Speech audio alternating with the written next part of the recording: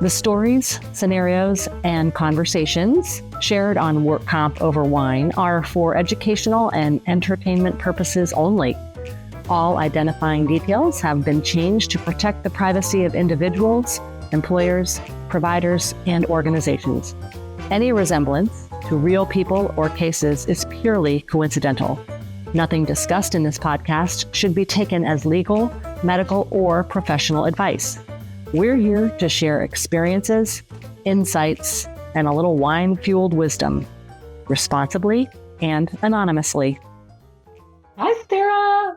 Hi. Hi. How are you doing? I'm so good. How are you doing? I'm good. I'm so excited about our guest today. And I thought I'd introduce her, Bridgette Ferraro. She is such a great conversationalist. She's CEO of and majority owner of iCopy Legal. And she's built like such a name for herself, and I love seeing her out and about at the events. You know, she's in the legal and the insurance space. She has a woman-owned company, and what iCopy does is, you know, they focus on making record retrieval very fast and more transparent and really a lot less painful for us. And who doesn't love that? She's so people first. She's got a great heart, and she's really helped grow this company significantly, iCopy, while at the same time building a really strong culture. Yeah, absolutely. And what I really loved about talking to her specifically on this podcast was that she's one of those people that she's accomplished so much, Yes. but you would never know by the way she carries herself. Like, she's just so smart and she's driven and she's successful, but she's also super approachable. She's a leader. She's a mom. She's honestly just really cool. So I'm happy to be here. I think our listeners and our viewers are going to really enjoy this conversation with Bridgette Ferraro, CEO of iCopy Legal, and with us, MindNet RN gals. Hello, everyone, and welcome to Work Comp Over Wine.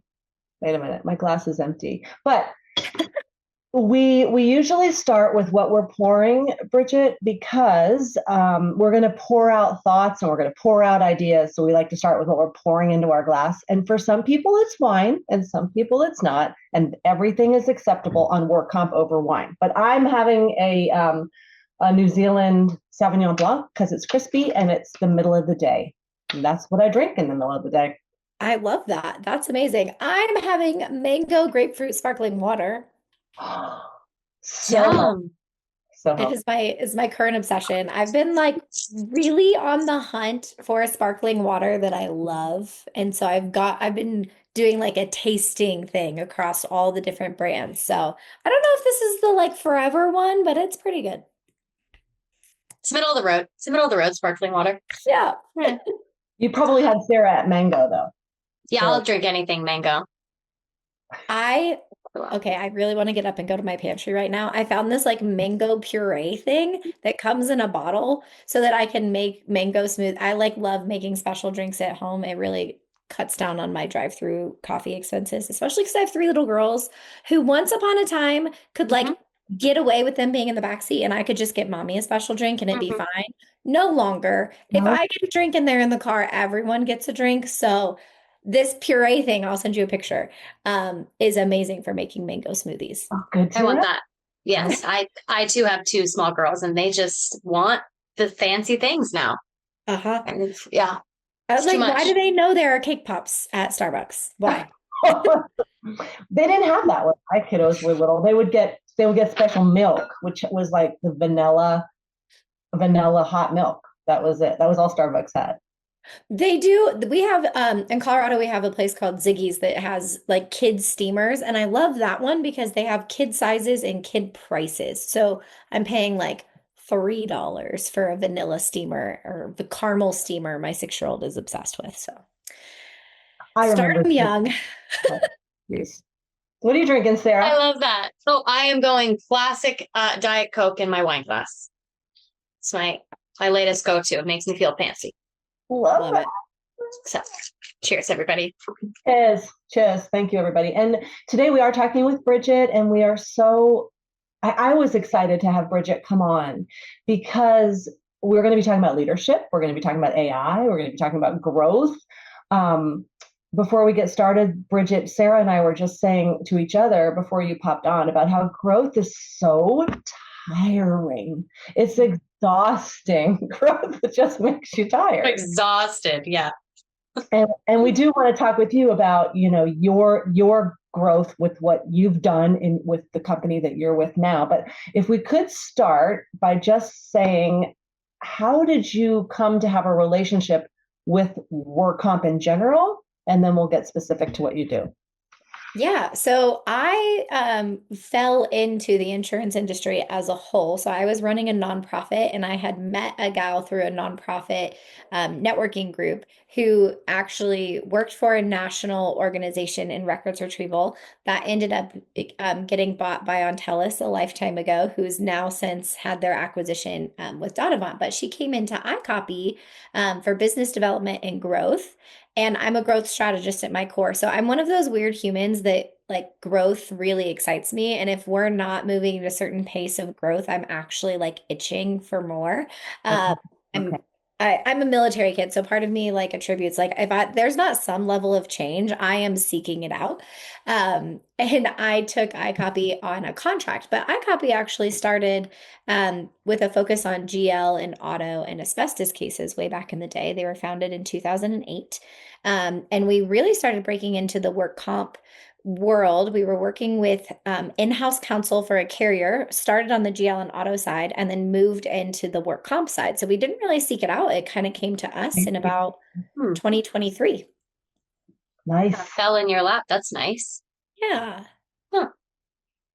Well, when we were talking just before about how growth is tiring, and Bridgette loves growth, I mean, what's your secret? How do you keep up? Is it Diet Coke? Is it mango? I don't know. I don't even know. Tell us what it is. Help us. I think I'm a naturally like extroverted, gain energy by being with people kind of person. And so part of like the growth stage that we've experienced so far is something where it puts me in rooms with people. And we're like a mainly remote company as well. So it doesn't even have to be in-person rooms, virtual rooms like this. Like I'm just gonna like be living on a little bit of an adrenaline after like just getting to spend time chatting and connecting. So I think on the growth side, I enjoy puzzles. I kind of say that I am playing 4D chess constantly. And so being able to figure out the problems that are in front of me and reverse engineering into the solutions to get us there is probably the thing that makes me the most excited about growth. But see, having that ability, just that 4D chess, you came in with that. Like that's something people I think are born with. Like even just the way that Sarah thinks differently than I think. I'm that person that walks into a room. I like the puzzle analogy. And I feel like, oh, Sally needs to meet Joe. But I don't really take into account that Sally doesn't care to meet Joe. But that's my personality. So I think, and you'll probably speak to this, Bridgette, more, as a leader, you have to know the people in the room, the puzzle pieces in the room, and where they best fit. Would you agree? Yeah, I think also you can only lead a horse to water, right? Like getting that pulse check, because I think you made a really great point of like Sally might not want to. And one of my favorite networking connection stories is I had met two people and they told me what they did and the problem they were trying to solve in the ecosystem. And I saw like a third degree connection where I was like, okay, you're not directly referral partners to each other, but the people that you know are actually the people this person wants to know. So it's like a second to third degree level. And I made the introduction. And one of the people was like, there's no value in this for me. There's no purpose. And I was like, wait, let me explain. Because I tend to move really fast, which is a little bit to my detriment in high growth, where I'm like, I need to slow down and explain the why or the thought behind it sometimes. But even still, sometimes people are gonna be like, that's too complicated. That's too many steps. No, thanks. No, the thinking fast. And this is so interesting. Elon Musk, I was listening to an article. His brain moves so quickly into signal, which kind of is what you're describing, and you don't see all the noise. So you get there faster than the rest of us, and you make all the connections, and then you're just waiting for us to catch up. Right?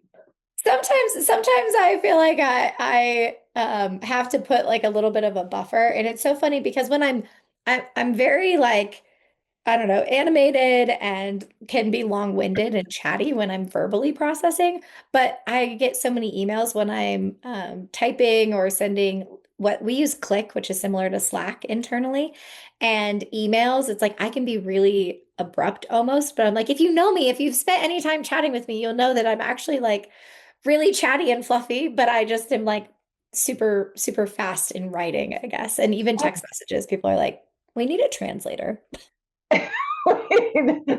Specifically to Bridget. Bridget, speak. Yeah, I'm like, I should stop trying to type messages and really just do auditory processing and make it voice memos. That would probably be better. That's what we've been doing. We've been sending voice memos back and forth to each other because it's just, I don't know, it feels more like a conversation maybe rather than I have to figure out what punctuation sounds right to me. You know? Totally. Talk like this, yes. Yeah. I spend so long thinking about the punctuation, or I don't have time to think about it, so then I just don't. And then when you go back and read it, you're like, you have to say it out loud if you're reading it. Otherwise, it won't make sense because there is no punctuation. Right. Right. Exactly. I've been there. And I like what you said about the people that you work with knowing how you are outside of the email communications. You know, you're more fluffy, you're more colorful. I know the first time I met you, I saw you across the room with this really cute handbag. So you do fill the room. You're very boisterous and friendly and connector. And the culture around you where you work, how can you be that person and create that culture when there's other people in the room that are not that way? Like, how can you make them feel comfortable as a leader? Does that make sense, Sarah? Do you know what I'm saying? That's a good question. Yeah. Yeah. Okay. Yeah, I think when you're in a room, it kind of depends on what your role is in the room, right? So if you're in an open, free networking situation, or even example is I was running a speed mentoring table at Rise last week, and I think at some point I had 8 people around the table, and some people are just more naturally going to like jump in and speak, and some people will speak a lot and maybe not necessarily realize like, oh, there's 3 other people who haven't. And so just being able to recognize the folks who want to but need the invitation. I think there's a lot of people who want to contribute and have thoughts, but unless they're kind of asked first, they're not necessarily going to take that first move to open up. So being really mindful of reading the room, body language, and asking questions. So just leading with curiosity and some open-endedness. I also really like to lead with just personal things. I think it's easier for people to talk about their personal life, things that they enjoy, people that they love, places that they've been. And that can be a way to kind of break the ice and just pull them in a little bit, make it a little bit more personable and easy to connect. Mm-hmm.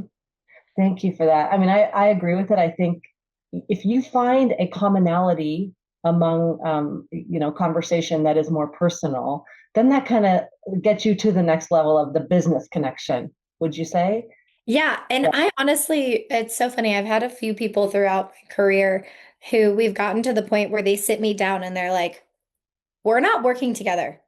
I've known you for a year and a half. We're friends. Like we go to networking events. You invite me to your happy hours. Like I know that why are we not working together? I'm like, well, I really enjoy your company and I know that you know what I do. And when the time comes, like, well, they're like, well, now it's at a point where I'm upset we're not working together kind of thing. And those are the things that I love, where it's like I'm a service-based, people-first oriented business. And so being able to lead with a different type of sales strategy to know like you're going to be taken care of on a personal level. And that starts with your initial relationship. It's not just a, initial relationship to get a sale kind of thing. I want to work with good people. And I want people who know that as a vendor that is people first, that you can pick up the phone and you can call and you can know that you're going to be taken care of on a personal level. So Yeah. that part's important to me. Thank you for that. I mean, it's a great segue into saying, okay, we know we're getting an idea of who Bridgette is and how lovely she is. And what do you do? What do you do, Bridgette? You know, I say I do not sell records retrieval. I sell change management and tech adoption. So at our core, we are records retrieval. But at the end of the day, whether you're, defense counsel or a TPA, employer or carrier, changing a vendor or going from an in-house solution to a vendor is difficult. Change management is hard, and most people are exhausted by growth and change. Okay. So it's not just us. Yeah. That's everybody. Okay. Totally. Yay. Okay. When you came into your current line of business, was it much different from what you were doing before?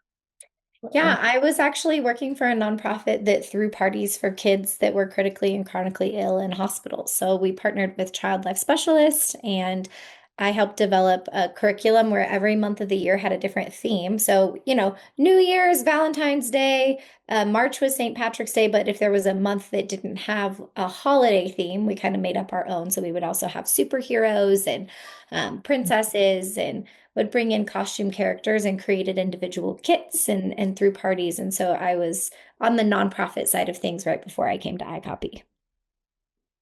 What a huge heart. Oh, sorry, Sarah, you were saying something. No, that's just what a wonderful thing to do. It's an organization that's still around today. They're called Holiday Heroes, and they're based out of Chicago. So I live in Colorado now, but I moved to Colorado 5.5 years ago. So iCopy was founded in Chicago. So they have a gala every year, and I actually, my degree is a component of nonprofit management. So I learned how to build an organization from the ground up in my undergrad: mission, vision, a board, a budget, curriculum development. And then I immediately got to go into a internship, which they tried to tell me I had to pay the school tuition and work for free. And I started working and living on my own when I was 16. So I was like, that ain't a thing. I had 3 jobs in high school. I'm not going to work for free and pay college tuition.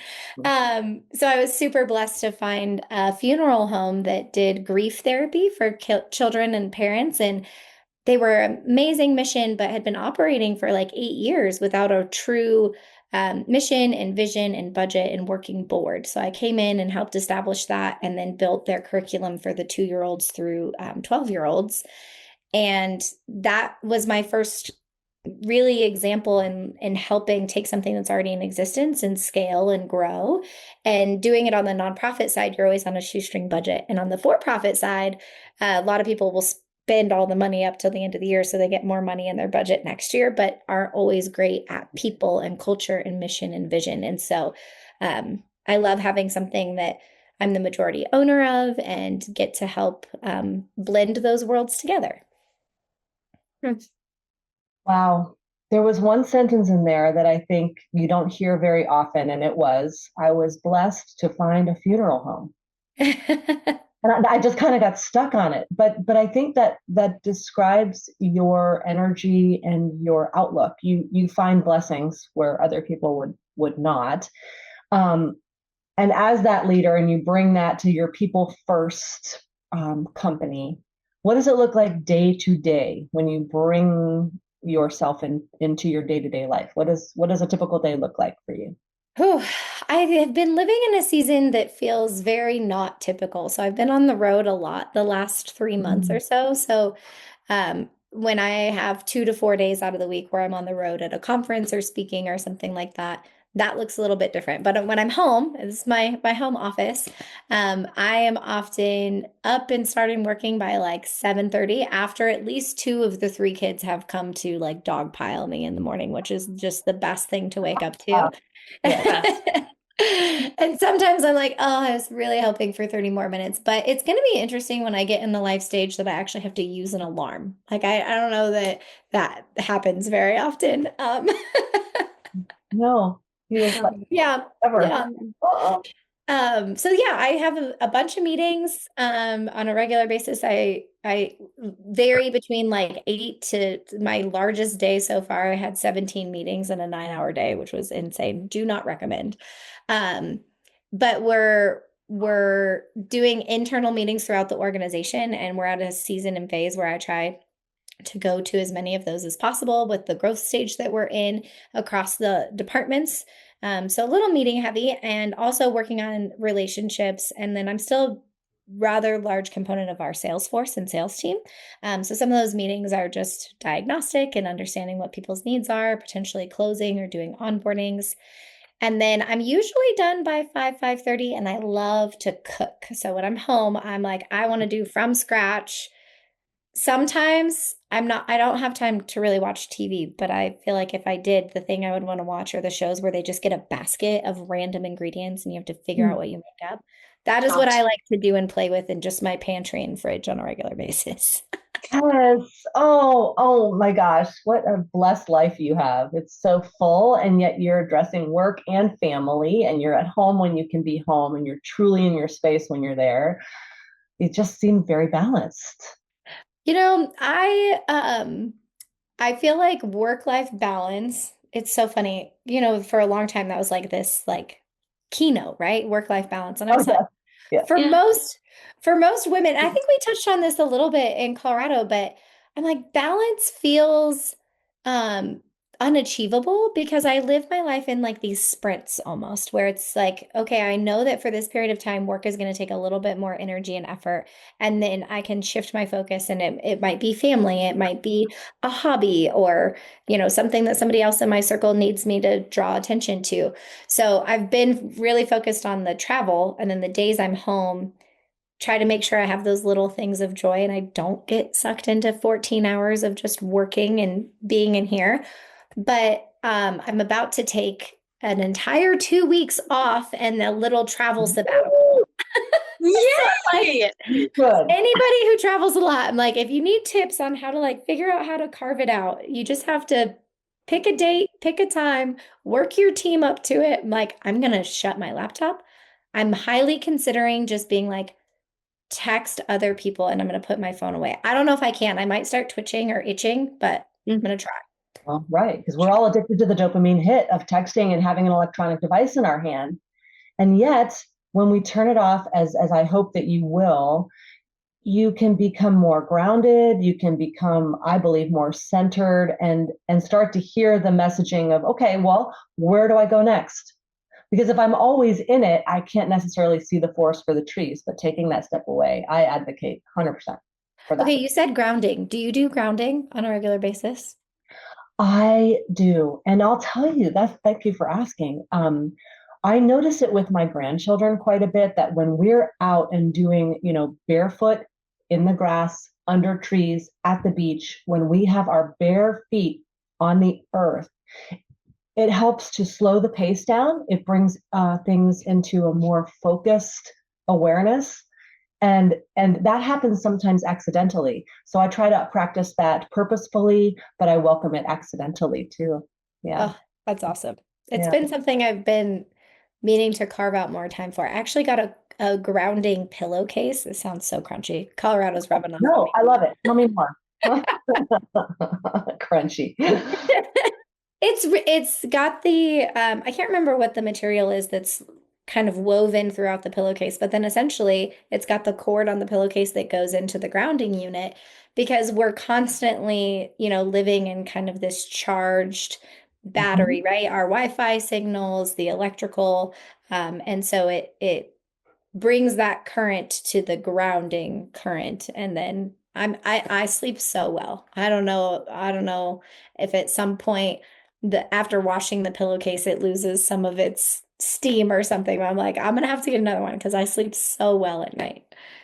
No, I love hearing about things like that, because I think sometimes I'm the only person in my reality that I would 100% believe that a pillow like that would work. I had a conversation with one of our staff yesterday about this. It was DMT and laser lights, and to me it's like, oh, this sounds so legit. The person that I was talking to, who happens to be a neuroscience-based person, is like, No, that's not a thing. So I think I tend to be more gullible, but if it works, I do it. I do Yeah. it. I don't I'm have like at a certain point, I'm fine if it's a placebo effect. Oh, there's the word. Yeah. There's the phrase. There's the phrase. Oh my gosh. Okay, so we're talking about leadership, growth, team culture. I know Sarah was when we were talking prior to having Bridgette come on, you were talking about being the part owner, and I know Sarah had mentioned that too. Yeah. She falls into that category. So, Sarah, did you have questions about like delegating and ownership?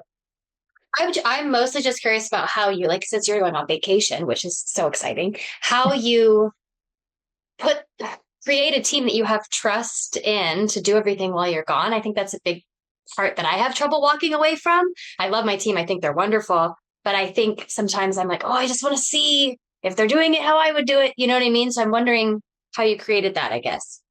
Yeah, I it's not always communicated to like the best degree that it can be. But what I try to tell my team, because I am so high velocity and high growth, that I come into things naturally being like, I don't expect perfection, which can be hard for some people who really are that perfectionist. That it's just not me. So for the people who are perfectionists and like really want it done right the hard time, it can be hard for them to really feel even what I say, where it's like, listen, we're going to miss the mark. And there are instances where I'm actually okay with what would be considered maybe a 30% margin of failure because it allows us to move quickly and nimbly. And the fact that I do want to be able to take a step back. And I think that people learn best when you're able to give them the opportunity to do it and then come back and be like, hey, just so you know, this is how I would have done it. It's okay that it landed this way. And it's okay on a go forward basis if we're not, 100% aligned and you do it a little bit different. But you do have to do the work to figure out what those things are that you're okay with. Because there are some things where I'm like, not going to be okay if we miss the mark by 30%. So I need to be consulted or informed. There's a whole, are you familiar with the RACI chart? RACI. So it's a chart that you create and you can use it with your team to then know and create a metric to know who's responsible, who's accountable, who has to be consulted, and who has to be informed. And so a lot of the times what I do is give and at the end of the day, being the CEO, like the buck stops with me. Like I am responsible for ultimately everything. However, different department heads and leaders, they are responsible as well. So we're both responsible. Most people do not carry the responsibility of other people. That just happens to be part of my role. But for a lot of it, figuring out I only need to be informed. Like you have autonomy to make this decision, but I would like to know before it hits the airwaves because I might have a different perspective. But for the most part, you just need to tell me. Consulted is I'm definitely going to have an opinion. We're going to need to kind of like talk about it kind of thing. So I love using the RACI chart. I think that's an incredibly helpful tool to proactively do with expectations for your team. And then also allow you to go through that exercise before a vacation or before a big project as a reminder and good navigation tool. You're so cool. Hopefully it helps. I just admire you so much. You have such a persona of like doing it all, but not in like the panicky way that we all think it looks like. I have my panicky days. Focused. Don't let me fool you. There are my days where I'm like, you know what? I think I'd be a really good barista. I think that too. For me, it's like, I just want to work at Nordstrom's. Nordstrom's, yeah. You say Nordstrom's. I say I'm going to go bartend. I'm like, I'm just going to go bartend for a little while. Oh my gosh, I would love that. You get to be like a little bit of a therapist. You get to like mix things up and play with flavors. Love it. Done. Oh, this is going so well. I love all of the things we're touching on. We're talking about leadership. We're talking about growth. We're talking about culture. How you manage a room, how you vacation well. Okay, can we pivot?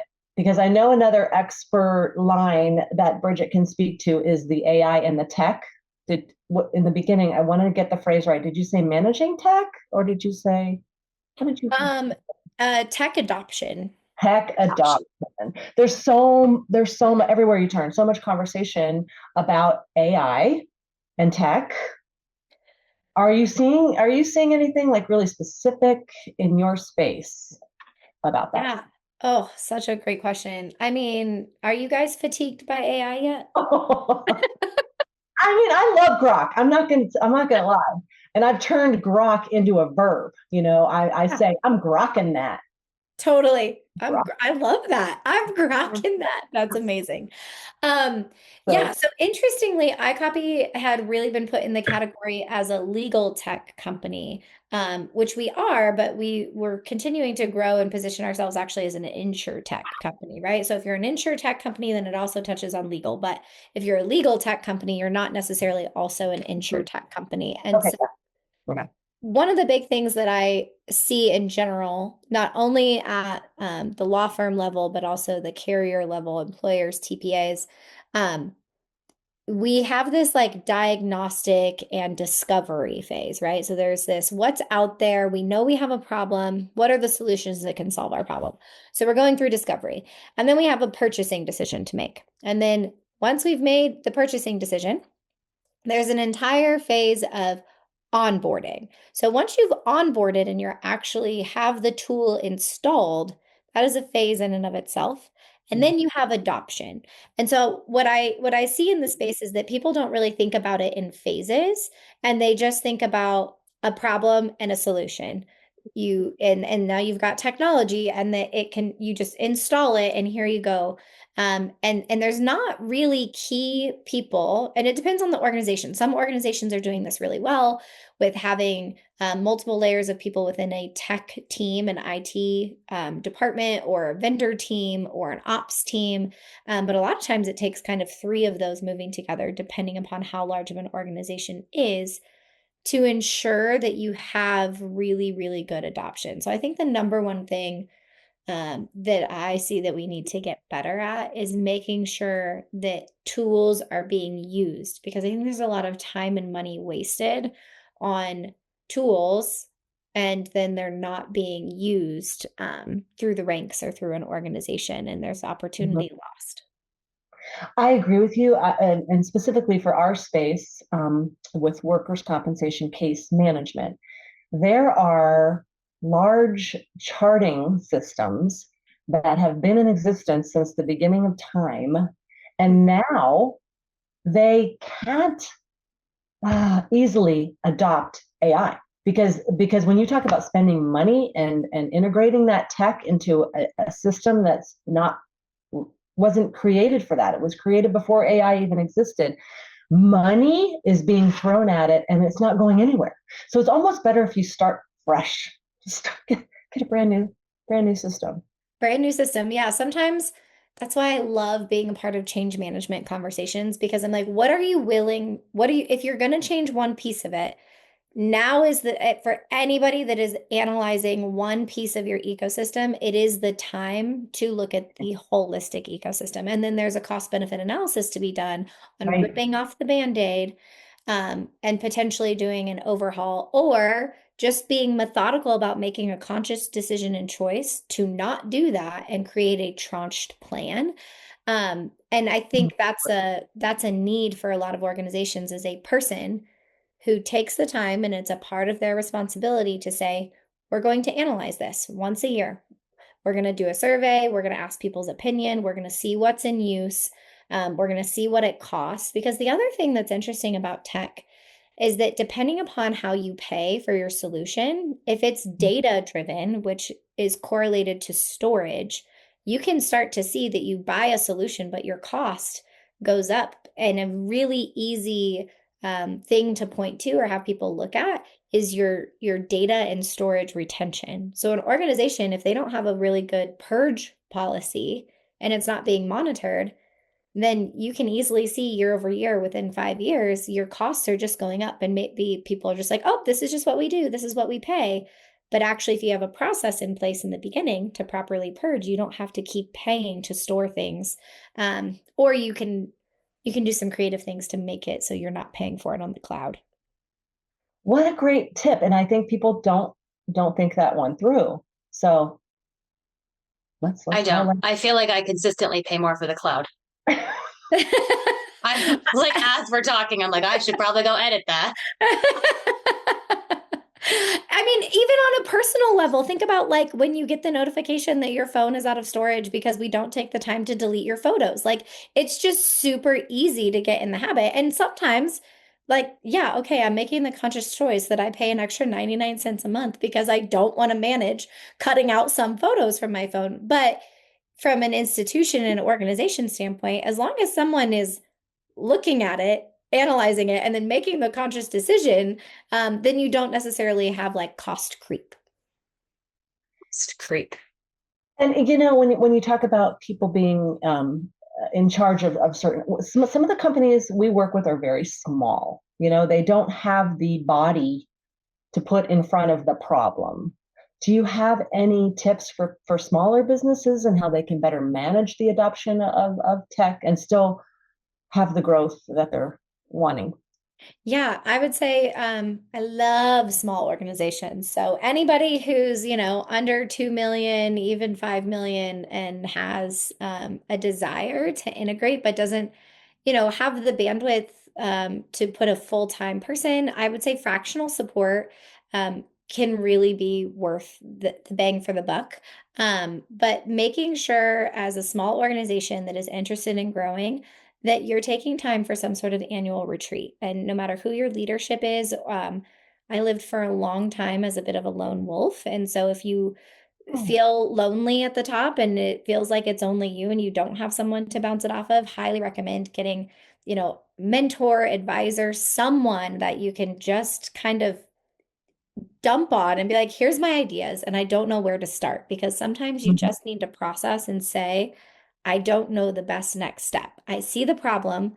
I have a couple ideas on a solution, but I don't know the next best step to take towards the solution. And just meeting of the minds can go a long way. Oh my gosh, I wish Bridgette lived with me. You're so wise. You're very wise, and not to call in, any age or anything, but you're very youthful and still so wise and such a sage. So thank you for everything that you're sharing today. Oh, Sarah, are you okay there? Yeah, I just had something in my eye. Oh, I'm just crying. This is such a beautiful conversation. If I was there, I'm like a master at eyelashes and hairs between my girls. I'm like, give me a flashlight, as I'm always like, mommy, it's tweezers. Yeah, with their tongue out. I have a hair on my tongue. Like at least once a week. I don't understand. What a skill. You have three girls. You have three, all girls. Oh, it's a girl household. Oh my gosh. Talk about energy in that one. Oh, we've talked about so much today, and I know we're kind of wrapping up our chat. We like to sometimes talk about the wand. Sarah, do you want to ask Bridgette about the magic wand? Oh, the magic wand. Now, I know you do so many things, but we asked specifically about the work comp world that we're in. If you could change one thing about the work comp world, what would it be? Oh, okay. She has it. Of course she does. Oh my goodness. Why am I not surprised? That's fabulous. That is fabulous. That's perfect. Yes. Okay. So have you seen these on Instagram or TikTok where people put their credit card in it and then they tap to pay? No. Okay. I can see so it's a 3D printed thing. So, I'm always like, I need to support new technology and innovation.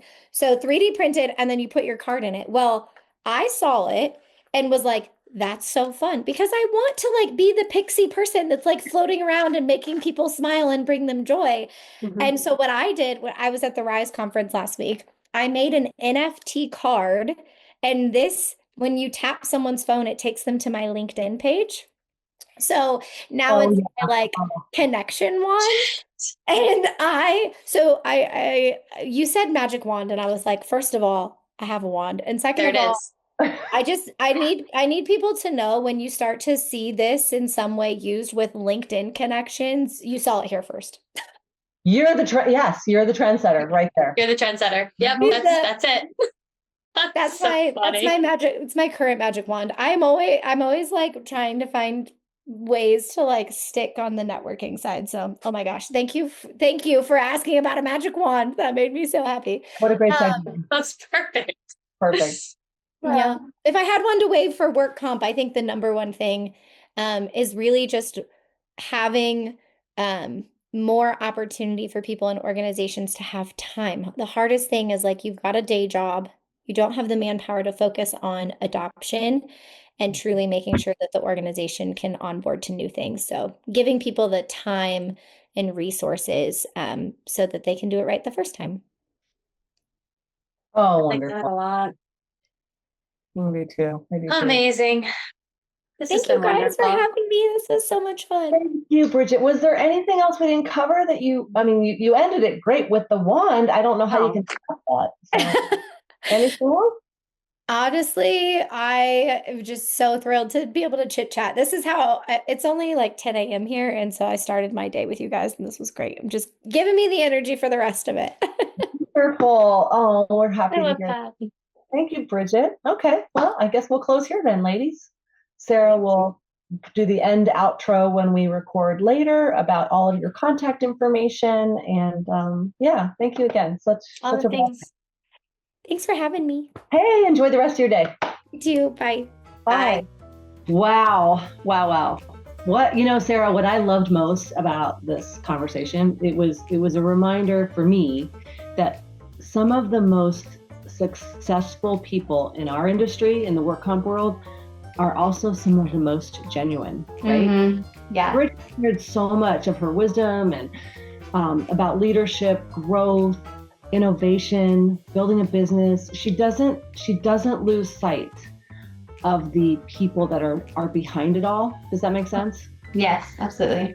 I mean, and it felt really a lot like an episode between friends, which is exactly what we want Work Comp Over Wine to be. Mm-hmm.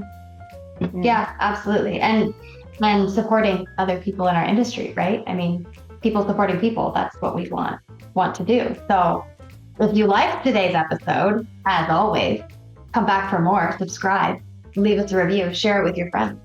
Or even better, come join us and send us your story, or you have something to say, send it to workcompoverwine@mynetrn.com, and I will put it below and you can come drink wine with us. Yeah, cheers. Cheers.